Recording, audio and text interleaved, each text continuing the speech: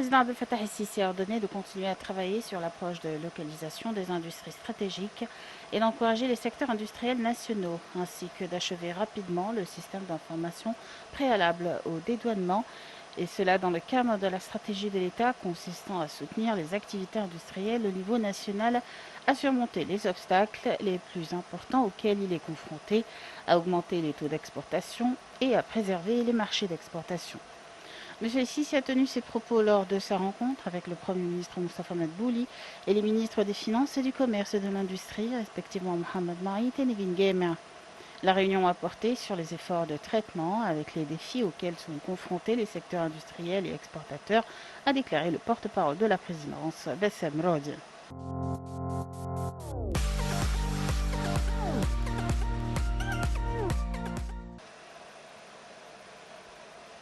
Le président Abdel Fattah el-Sisi a donné ses directives pour que le prix de distinction gouvernementale soit décerné dans plusieurs secteurs et institutions, en raison de son effet stimulant. Lors d'une réunion avec le président du Conseil des ministres, Moustapha Madbouli, et la ministre du Plan et du Développement économique, Hala Saïd, le président el-Sisi a ordonné de renforcer le système des centres de services mobiles. Le porte-parole de la présidence, Bassem Rodi, a dit que la réunion avait porté sur le suivi de la situation exécutive des dossiers du ministère du Plan.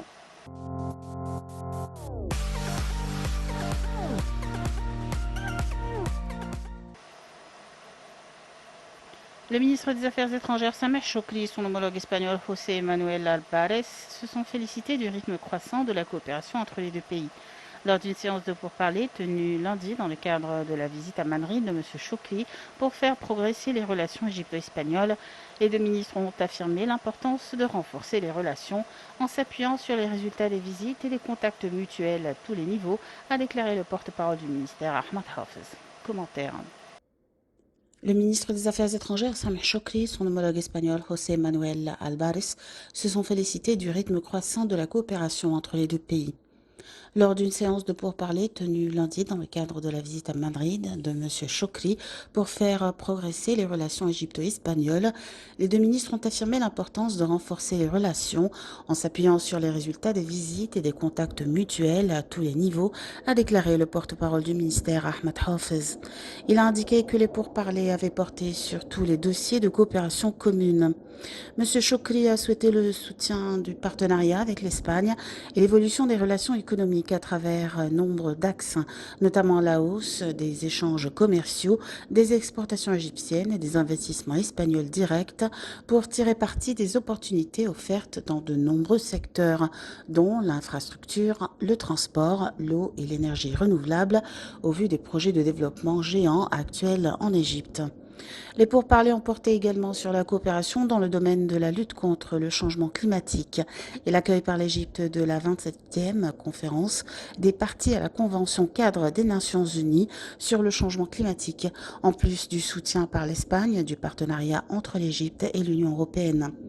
Les questions régionales et internationales d'intérêt commun, y compris la crise en Ukraine et ses répercussions, la détérioration de la situation dans les territoires palestiniens et les efforts déployés par l'Égypte pour rapprocher les vues des Libyens, y ont fait l'objet d'examen. M. Chokri a passé en revue les constantes de la position égyptienne envers la question du barrage de la Renaissance. M. Chokri et Albares ont salué la coopération fructueuse et la concertation continue et affirmé l'importance de développer les relations entre les deux pays.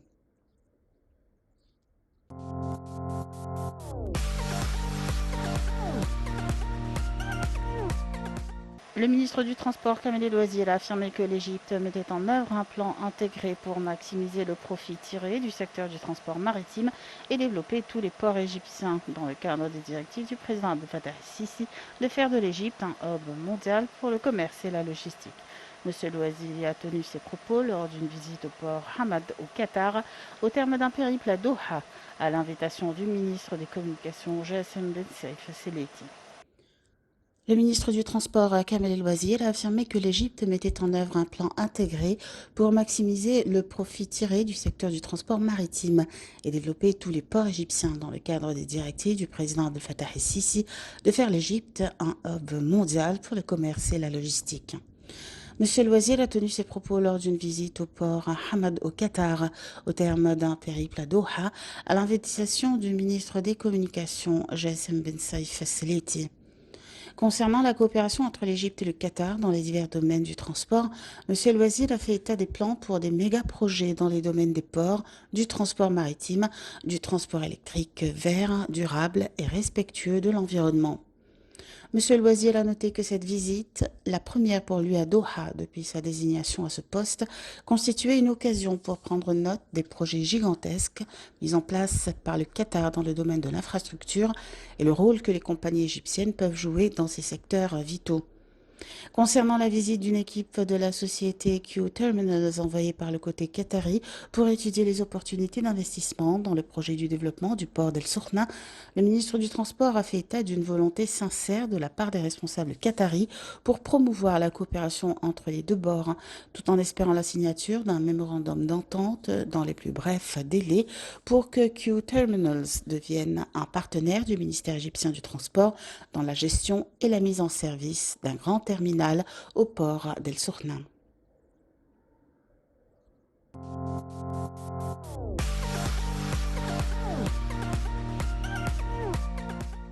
Le Premier ministre Moustapha Madbouli a souligné que l'État continuait à prendre les mesures possibles en vue de réduire la gravité des effets négatifs de la crise mondiale actuelle, notamment en ce qui concerne la disponibilité de différents types de produits de base et leurs prix.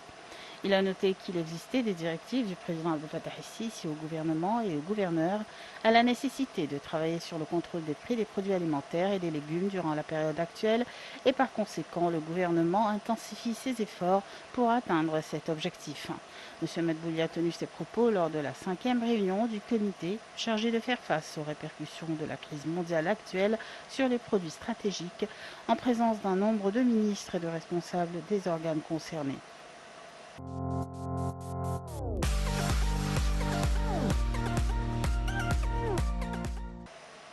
Le ministre des Finances, Mohamed Maïd, s'est engagé de traiter les recommandations faites par la Chambre des représentants et le service central des comptes sur le projet de loi de finances. M. Maïd a insisté à la séance plénière de la Chambre des représentants en vue d'examiner le rapport élaboré à cet égard par les commissions parlementaires du plan et du budget pour l'exercice 2020-2021. Le ministère cherchera à réaliser les recommandations incluant le rapport et met en considération toutes les discussions et propositions en vue de leur donner corps durant la période à venir, a-t-il affirmé.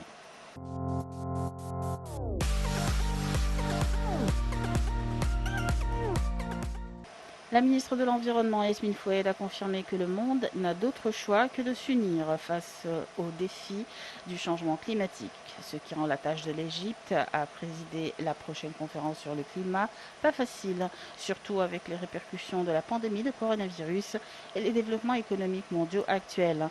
Madame Foued a tenu ses propos lors de sa participation à la conférence du ministère de la Coopération internationale pour annoncer les détails du partenariat médiatique avec CNN International qui vise à documenter les histoires de développement de l'Égypte et faire la lumière sur les partenariats internationaux mis en œuvre entre le gouvernement et les partenaires de développement multilatéraux et bilatéraux pour parvenir à un développement durable.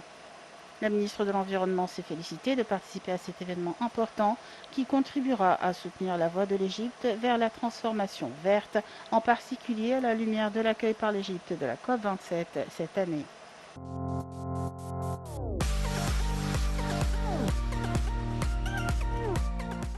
Le ministère du Tourisme et des Antiquités a inauguré la salle du textile du Musée national de la civilisation égyptienne, et cela lors d'une grande cérémonie en présence de 10 ministres, de 53 ambassadeurs étrangers, en concomitance avec la journée du patrimoine mondial célébrée le 18 avril de chaque année. Lors de cette cérémonie organisée, le ministre du Tourisme et des Antiquités, Khaled El Anani, a passé en revue les efforts de l'État pour protéger les sites antiques inscrits dans le patrimoine mondial et son souci de renforcer sa coopération avec les organisations internationales concernées pour cette fin. El Anani a parlé des inaugurations et projets antiques achevés ces derniers temps, les récentes découvertes archéologiques qui ont bénéficié d'une couverture d'envergure des médias locaux et internationaux qui a permis de promouvoir les sites touristiques égyptiens.